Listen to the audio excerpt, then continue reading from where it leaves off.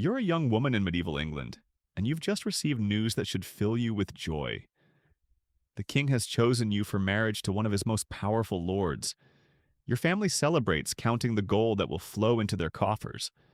But as you sit in your chamber that night, staring at the flickering candle flame, a cold dread settles in your stomach like a stone. You understand what they don't want to admit. This isn't about love or even political alliance. This is about your womb. Your body has become a battlefield in a war you never chose to fight, and the weapons being used against you are laws, customs, and traditions so deeply woven into society that they seem as natural as breathing. You realize with growing horror that every aspect of your existence from this moment forward will be controlled, monitored, and manipulated by men who will never need to lay a hand on you to own you completely. Your monthly cycles will be tracked by servants. Your diet will be regulated to ensure fertility. Your clothing will be chosen to advertise your availability or signal your status as property. Even your prayers will be dictated, as priests tell you exactly which saints to petition for a fruitful marriage. This was the reality for countless women throughout the medieval period, trapped in a system so sophisticated and complete that it could control female bodies without requiring physical force. The medieval world had perfected something far more insidious than simple violence.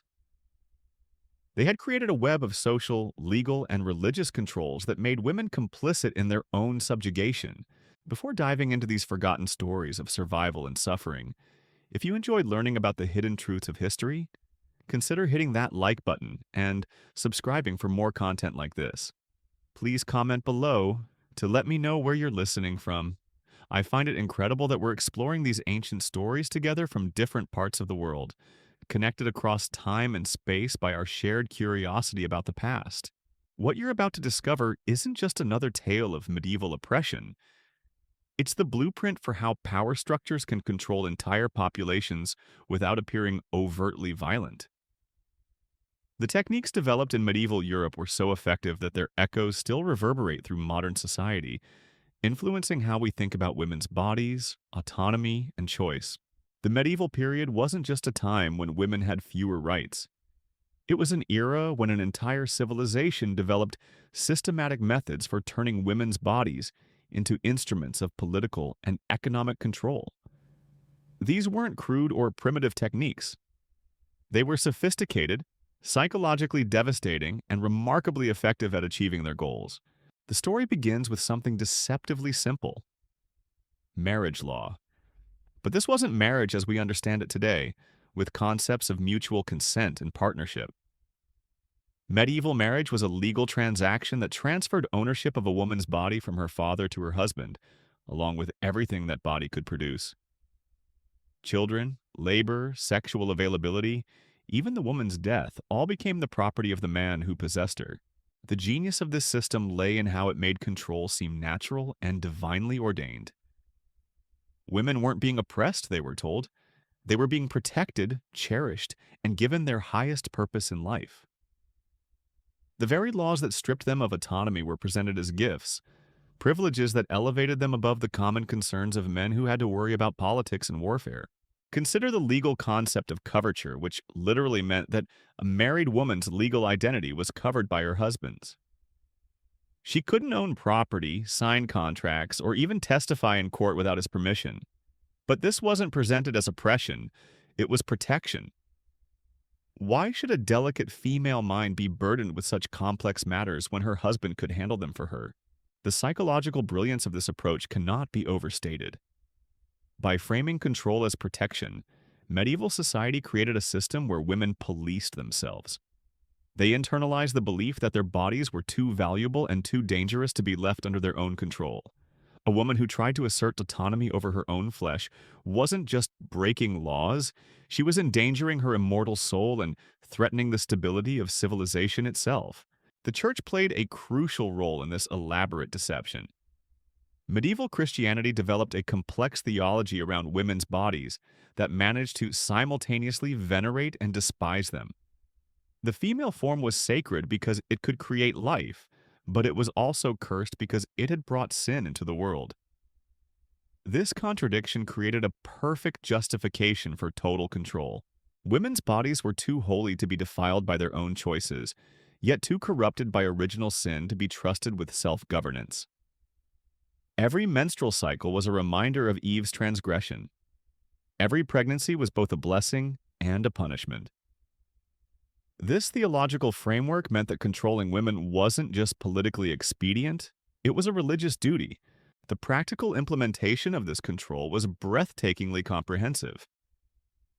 Medieval society developed monitoring systems that would make modern surveillance states envious. A woman's reproductive cycle wasn't private information. It was tracked by servants, reported to husbands, and analyzed by physicians who claimed to understand the mysteries of female anatomy better than women themselves. The food a woman ate was regulated based on her reproductive status. During certain times of the month, specific foods were forbidden because they might interfere with conception. During pregnancy, elaborate dietary rules governed every meal. Even outside of marriage, young women's diets were controlled to ensure they would be fertile when the time came for them to fulfill their biological destiny. Clothing became another instrument of control. The garments women wore weren't just fashion choices, they were advertisements of their sexual and reproductive status. Unmarried women wore certain colors and styles that proclaimed their availability. Married women's clothing announced their ownership by displaying their husband's wealth and status. Widows were required to dress in ways that made their diminished value immediately apparent to everyone who saw them. The sophistication extended to emotional and psychological manipulation that would impress modern advertisers. Medieval literature, art, and popular culture created a narrative about women's proper role that was so pervasive, it became reality. Stories of virtuous women always featured characters who found joy and fulfillment in submission. Tales of rebellious women invariably ended in tragedy, serving as warnings about the consequences of challenging the natural order. Religious festivals and ceremonies reinforced these messages through ritual and symbolism. Young women participated in celebrations that prepared them for their future roles as wives and mothers. The pageantry was beautiful, the traditions meaningful, but the underlying message was always the same. Your body exists to serve purposes determined by others. Perhaps most insidiously, the system created artificial scarcity around women's choices to make limited options seem like privileges. A woman who was allowed to choose between two suitors felt grateful for her freedom, even though both choices led to the same destination: complete surrender of bodily autonomy. A wife who was consulted about household decisions felt valued and respected, even though the most fundamental decisions about her own flesh remained beyond her control. The economic structures of medieval society ensured that resistance was practically impossible. Women had no independent means of survival. They couldn't own property, practice most trades, or support themselves without male protection.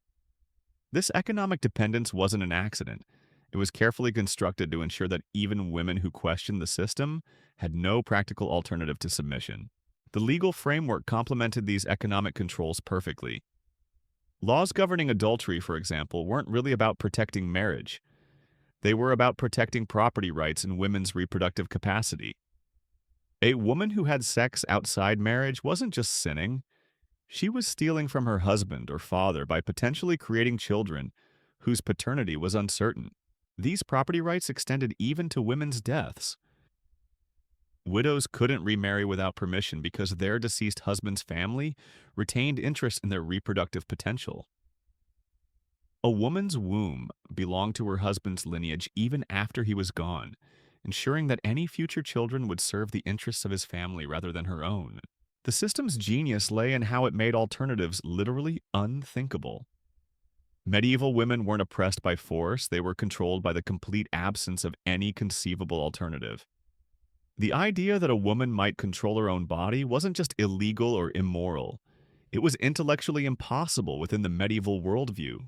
This psychological control was reinforced through constant surveillance disguised as care and concern. A woman's female relatives, friends, and servants all became unwitting agents of the system, monitoring her behavior and reporting any signs of inappropriate independence. The watchers themselves were watched, creating a network of mutual surveillance that made privacy impossible and rebellion unthinkable. The medical establishment provided scientific justification for these controls through theories about female anatomy that conveniently supported political and social arrangements. Women's bodies were declared inherently unstable, prone to hysteria and irrationality that made self-governance dangerous. These weren't just prejudices, they were presented as objective medical facts discovered through careful study. The result was a system of control so complete and so psychologically sophisticated that its victims often became its most enthusiastic defenders. Women who had internalized these beliefs genuinely believed they were protecting other women by enforcing the same restrictions that had been imposed on them. The oppressed became the oppressors, ensuring the system's perpetuation across generations. But understanding how this system worked is only the beginning of our story. What we need to explore next is how these mechanisms of control played out in the lives of real women, how some found ways to resist despite impossible odds, and how the techniques perfected in medieval Europe evolved into forms of control that persist today in ways that might shock you. The young woman sitting in her chamber that night, contemplating her upcoming marriage, represents millions of women whose stories were never recorded, whose resistance was never acknowledged, and whose humanity was systematically erased by systems designed to transform them into instruments of others' will. Her story is about to become far more complex and far more tragic than she could possibly imagine. The wedding preparations begin immediately, and with them comes the first lesson in how control operates through ceremony and spectacle. You're fitted for your wedding dress by seamstresses who measure not just your body, but your worth. The fabric chosen isn't based on your preferences, but on complex calculations involving your father's wealth, your future husband's status, and the political message your union is meant to convey to other noble families. Every detail of your appearance is scrutinized and adjusted by people who speak about you as if you're not present. The seamstresses discuss how the dress should emphasize your fertility while maintaining appropriate modesty.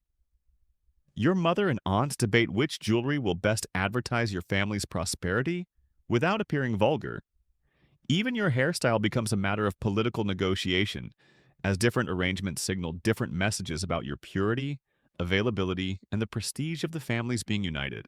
But the most insidious aspect of these preparations is how they're presented as celebrations of your importance and value. Everyone tells you how fortunate you are, how honored you should feel, how this day will be the most important of your life. The elaborate attention to detail is framed as evidence of how precious you are, when in reality it's the methodical process of transforming you from a person into a symbol. The wedding ceremony itself becomes a masterclass in public theater designed to normalize the transfer of ownership. Every ritual, every vow, every gesture has been carefully crafted to make this transaction appear sacred rather than commercial. You promise to obey your husband in language that sounds romantic and religious, while he promises to protect and cherish you in terms that sound generous but actually define the limits of his new property rights. The guests witness this exchange with approval and celebration, reinforcing the social consensus that what's happening is natural and good. Their presence serves as both validation and warning. They're celebrating your submission while simultaneously noting that they'll be watching to ensure you fulfill your new obligations properly. The wedding feast becomes your first public performance as owned property, where your behavior will be scrutinized for signs of appropriate gratitude and submission.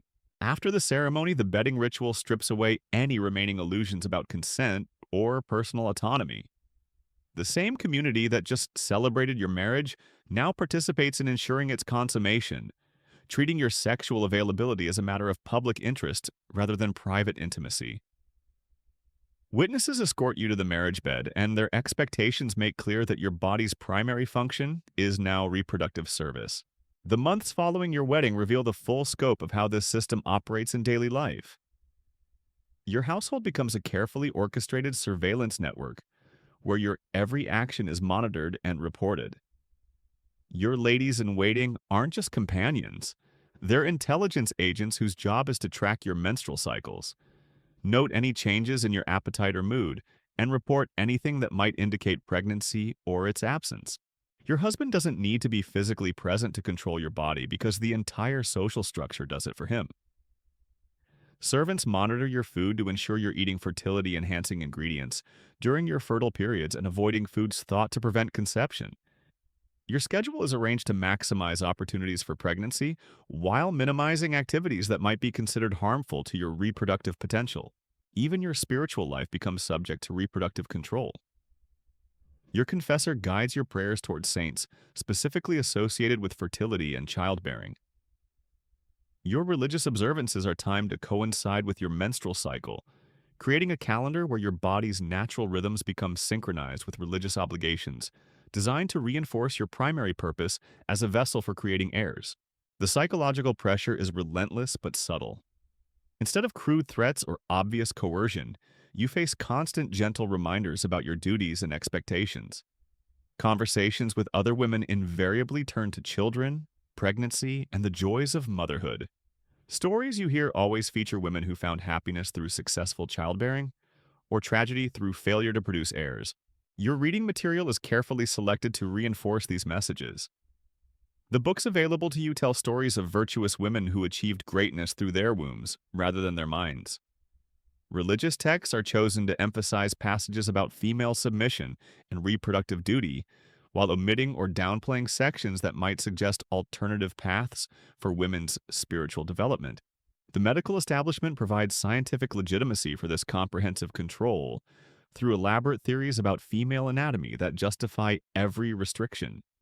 Physicians explain that women's bodies are fundamentally different from men's, not just physically but mentally and spiritually. These differences, they claim, make women naturally suited for reproductive roles while making them inherently unsuitable for independence or self-governance. These medical theories create a closed logical system where any sign of female independence or resistance becomes evidence of illness requiring treatment. A woman who questions her reproductive obligations must be suffering from hysteria caused by an imbalance of bodily humors. A woman who shows interest in intellectual pursuits is displaying symptoms of an overheated brain that threatens her fertility. A woman who resists sexual advances from her husband is demonstrating the kind of unnatural coldness that requires medical intervention. The treatments for these supposed ailments invariably involve reasserting control over women's bodies through dietary restrictions, physical restraints, or religious interventions designed to restore proper feminine submission. The medical establishment thus becomes another instrument of control, using the language of healing to justify further restrictions on women's autonomy. Your daily routine becomes a carefully choreographed performance of appropriate femininity. You wake to servants who dress you in clothes chosen to display your husband's wealth and your own reproductive potential. Your meals are prepared according to principles designed to optimize your fertility. Your activities are selected to maintain your health for childbearing while avoiding pursuits that might develop your independence or intellectual capacity. Even your friendships are subject to manipulation and control. The women you're allowed to spend time with are carefully chosen to reinforce approved messages about female roles and expectations. Conversations are subtly guided toward topics that celebrate motherhood and submission, while avoiding subjects that might encourage questioning or resistance. The isolation is particularly devastating because it's disguised as social connection. You're surrounded by people all day, but none of them see you as a complete human being with independent thoughts, desires, and aspirations. They see you as a reproductive vessel whose thoughts and feelings matter only insofar as they affect your ability to fulfill your biological function. Your correspondence is monitored and controlled under the guise of protecting your reputation and ensuring appropriate feminine modesty. Letters you send are read before delivery to ensure they don't contain inappropriate thoughts or requests. Letters you receive are screened to prevent exposure to ideas that might encourage independence or resistance. The economic dimensions of this control become increasingly apparent as you realize that every aspect of your material existence depends on your reproductive performance. Your clothing, food, housing, and personal possessions are all contingent on maintaining your husband's approval through successful fulfillment of your biological obligations. The threat of losing these comforts doesn't need to be stated explicitly because the connection between reproductive success and material security is built into the structure of daily life. Your legal status as a non-person becomes evident in countless small ways that accumulate into complete powerlessness. You cannot make purchases without permission, cannot travel without escort, cannot make decisions about your own medical care, and cannot even choose your own spiritual advisors. These restrictions aren't presented as punishments, but as natural consequences of your feminine nature and evidence of the protection and care being provided by the men who control your life. The system's psychological sophistication becomes most apparent in how it makes you complicit in your own oppression. You find yourself policing your own thoughts and behaviors according to internalized standards that serve your controller's interest rather than your own. You begin to feel guilty for having independent thoughts, ashamed of desires that don't align with your reproductive function, and anxious about any behavior that might be interpreted as insufficiently feminine or submissive. This self-surveillance becomes so complete that external monitoring becomes almost unnecessary. You've internalized the watcher so thoroughly that you monitor yourself more effectively than any external system could. You've become both prisoner and guard in a jail, constructed from social expectations, religious obligations, and medical theories that all conspire to convince you that your captivity is actually freedom. The brilliance of this system lies in how it makes resistance not just difficult, but literally unthinkable. You can't rebel against controls you don't recognize as controls. You can't fight oppression that's been successfully disguised as protection, care, and divine will. You can't escape a prison when you've been convinced that the cell is actually a palace and the chains are actually jewelry. But some women did find ways to see through the deception, to recognize the system for what it truly was, and to develop forms of resistance that worked within or around its constraints. Their stories reveal both the system's weaknesses and the terrible price paid by those who dared to challenge it. The most dangerous women in medieval society weren't the ones who openly rebelled. Those were quickly crushed by the system's overwhelming force. The truly dangerous women were those who learned to manipulate the very mechanisms designed to control them, turning the system's own logic against itself, while maintaining the appearance of perfect submission. Take the case of Matilda of Tuscany, who discovered that pregnancy could be weaponized in ways her male controllers never anticipated. When political circumstances required her to delay producing an heir, she began timing her intimate relations with mathematical precision, using knowledge of her own cycles that her husband's physicians claimed to possess but actually understood far less completely than she did. She could appear to be fulfilling her reproductive duties while actually maintaining control over when and whether conception occurred. But Matilda's resistance went deeper than mere family planning. She realized that the system's obsession with her reproductive capacity created blind spots she could exploit.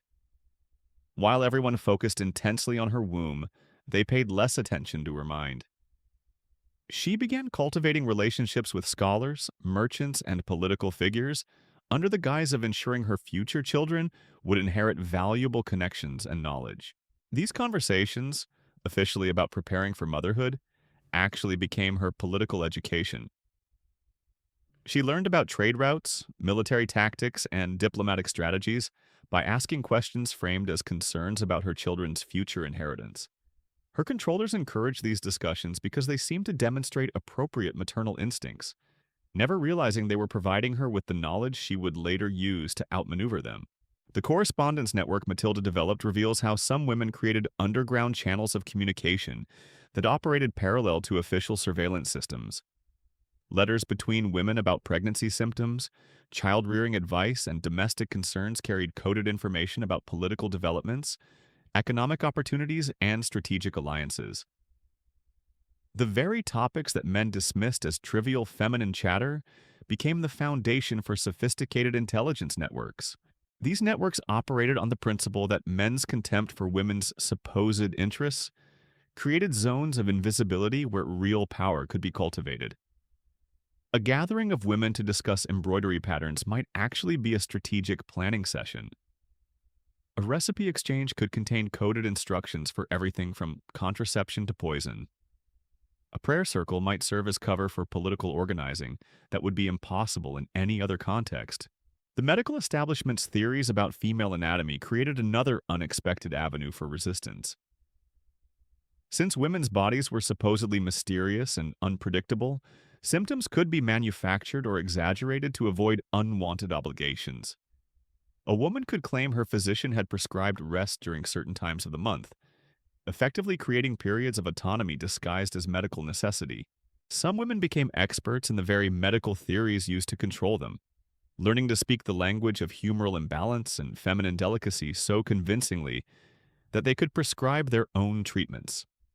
They would cite the same authorities their male controllers revered, using medical terminology to justify behaviors that would otherwise be seen as rebellion. The religious dimension of control also created opportunities for subversion that the system's architects never anticipated. Convents, originally designed as repositories for women who couldn't be married off advantageously, became centers of learning and relative independence that some women actively sought. The choice between marriage and religious life, intended to be no choice at all, became a way for some women to escape the most direct forms of reproductive control. Even within marriage, religious obligations could be manipulated to create spaces of autonomy. Extended pilgrimages, religious retreats, and spiritual observances could remove women from direct supervision for weeks or months at a time.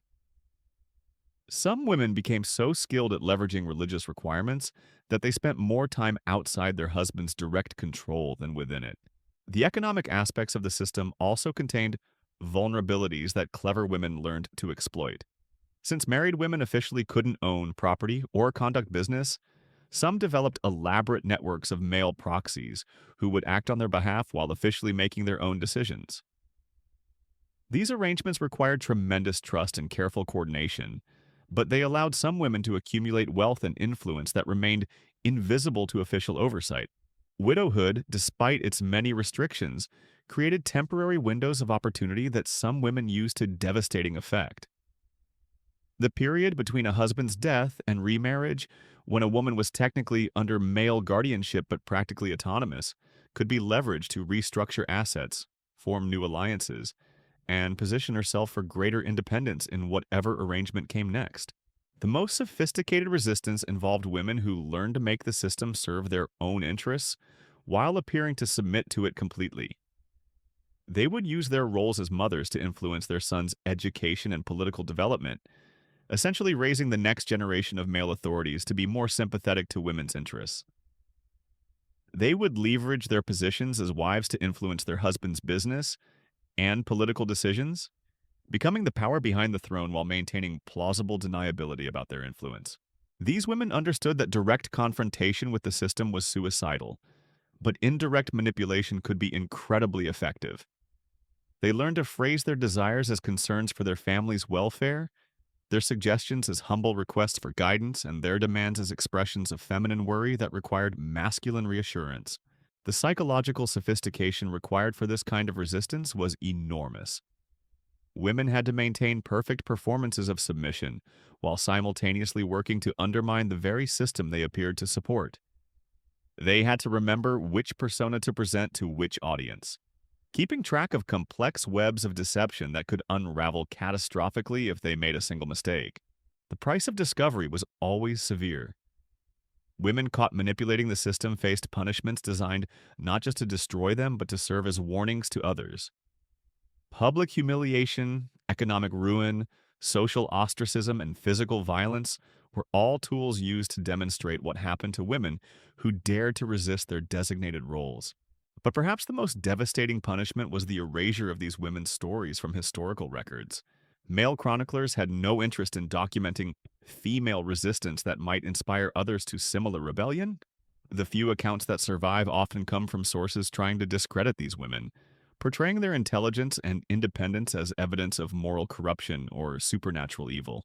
The witchcraft accusations that periodically swept through medieval Europe served as ultimate weapons against women who had become too successful at manipulating the system. Any woman who demonstrated unusual knowledge, influence, or independence could find herself accused of supernatural powers that explained her unnatural success.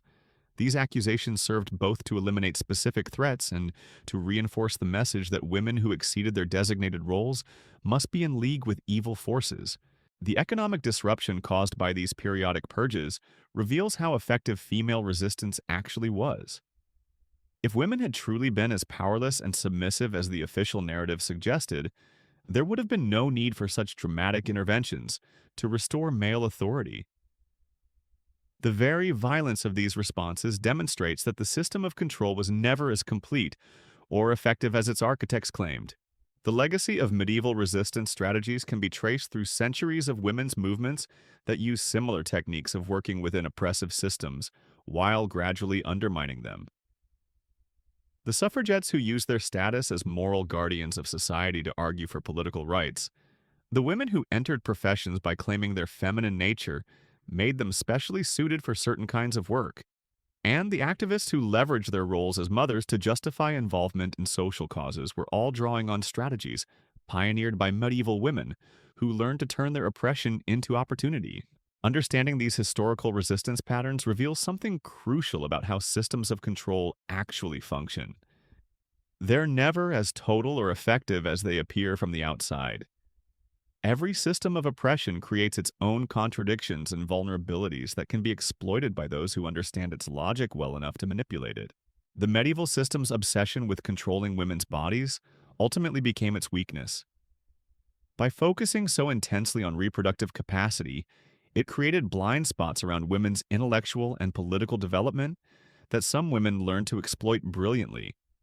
By insisting that women were naturally suited only for domestic concerns, it inadvertently created spaces where women could develop skills and networks that could later be turned to other purposes.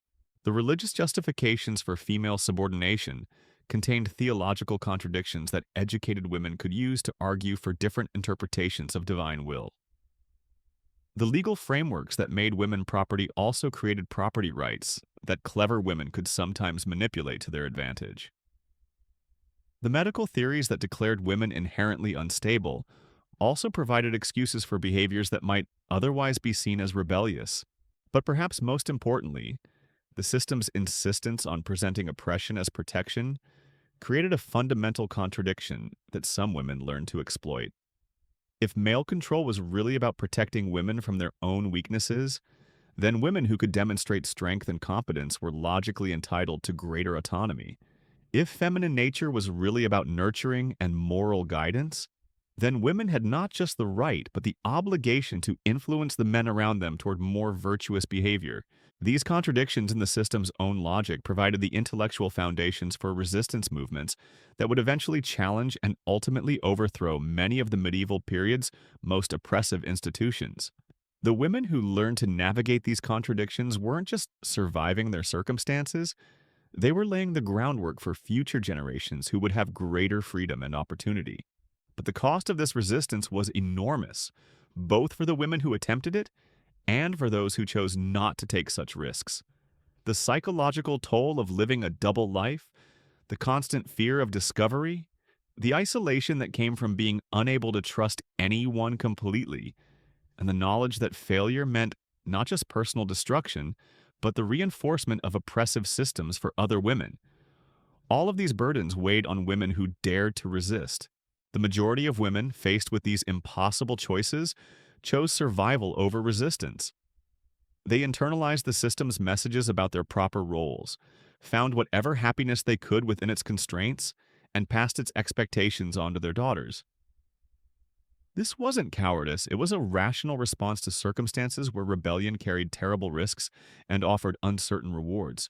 Understanding the full scope of medieval control mechanisms and the various ways women responded to them provides crucial context for recognizing how similar systems operate in our own time, often in forms so subtle and normalized that they become invisible to those they're designed to control. The echoes of these medieval control systems reverberate through modern society in ways that would shock those who believe we've moved beyond such primitive oppression. The techniques perfected centuries ago didn't disappear. They evolved, becoming more sophisticated, more subtle, and arguably more effective than their medieval predecessors ever were. Today's mechanisms of control operate through the same fundamental principle that made medieval systems so devastatingly effective. They convince women that their subjugation is actually empowerment, that their limitations are actually choices, and that their compliance is actually rebellion. The modern world has simply learned to package these messages in the language of liberation rather than protection. Consider how contemporary society approaches women's reproductive choices. On the surface, we celebrate the autonomy that modern women supposedly possess: the right to choose when and whether to have children, access to contraception and family planning resources, and legal protections against the most overt forms of reproductive coercion. But look deeper, and you'll find control mechanisms that would impress medieval church authorities with their psychological sophistication. The modern beauty industry operates on principles that medieval seamstresses would recognize immediately. Women's bodies are still constantly monitored, measured, and modified according to standards set by others. The difference is that today's standards change rapidly and contradictorily, creating a system where compliance is impossible and failure is guaranteed. Medieval women faced pressure to conform to relatively stable ideals of feminine appearance. Modern women face an ever-shifting kaleidoscope of expectations that ensures perpetual inadequacy and constant consumption of products promising to fix their supposed defects. The medieval practice of tracking women's reproductive cycles through servants and physicians has evolved into apps and devices that women voluntarily use to monitor their own bodies with a precision that would astound medieval doctors. This self-surveillance is marketed as empowerment. Knowledge is power, women are told. But the data collected serves the same function as medieval monitoring systems. It creates detailed records of women's most intimate biological processes that can be accessed, analyzed, and potentially used against them by others. Social media platforms have created surveillance networks that dwarf anything medieval society could have imagined. Women voluntarily document their daily lives, their thoughts, their relationships, and their bodies for public consumption and judgment. The constant feedback loop of likes, comments, and shares creates a form of social control that operates 24 hours a day, 7 days a week, with an effectiveness that medieval communities could never have achieved through gossip and social pressure alone. The workplace has become another arena where medieval control techniques have been refined and modernized. Women are told they can have it all: career success and family fulfillment. But the practical structures of modern life make this combination nearly impossible for most women. The resulting stress, exhaustion, and sense of personal failure serve the same function as medieval teachings about feminine weakness. They convince women that their struggles are individual failings rather than systemic problems. Professional dress codes, networking expectations, and advancement criteria all operate as modern versions of medieval sumptuary laws, dictating how women should present their bodies and personalities to succeed in male-dominated environments. The message is the same as it was centuries ago: conform to expectations set by others, and you might be rewarded with limited autonomy within carefully controlled boundaries. The medical establishment continues to play a crucial role in controlling women's bodies through theories and practices that echo medieval approaches to female anatomy. Women's pain is still dismissed, their symptoms minimized, and their concerns attributed to emotional instability in ways that would be familiar to any medieval physician. The language has changed. Hysteria has been replaced by psychosomatic disorders and attention-seeking behavior. But the underlying assumption remains the same: women's bodies are inherently unreliable, and women themselves cannot be trusted to understand their own physical experiences. Modern reproductive medicine, despite its technological advances, still operates on principles that prioritize potential pregnancies over women's immediate health and comfort. Contraceptive side effects that would be considered unacceptable in medications for men are dismissed as minor inconveniences that women should tolerate for the greater good. Fertility treatments subject women to physical and emotional ordeals that are justified by the assumption that motherhood is every woman's ultimate desire and highest purpose. The legal system has evolved beyond the crude property laws of medieval times, but it still struggles to recognize women as fully autonomous agents when it comes to their own bodies.